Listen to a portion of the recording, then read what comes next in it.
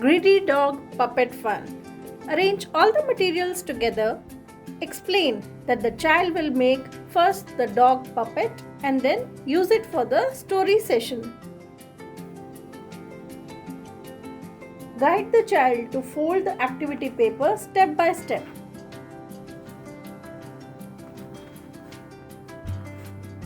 Then step 2.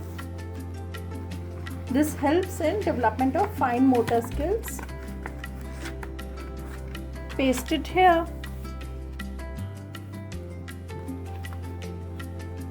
Then make the third fold. Similarly, fold as indicated. Now paste the tongue here. Next, paste the 2 ears using the glue. With this, your greedy dog puppet is ready.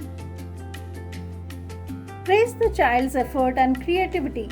Hold the puppet and read the greedy dog story aloud using voice modulation and moving the puppet for the effect.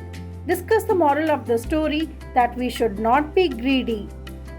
You can scan the QR code on the activity sheet to enjoy the story with audio and visuals for better recall.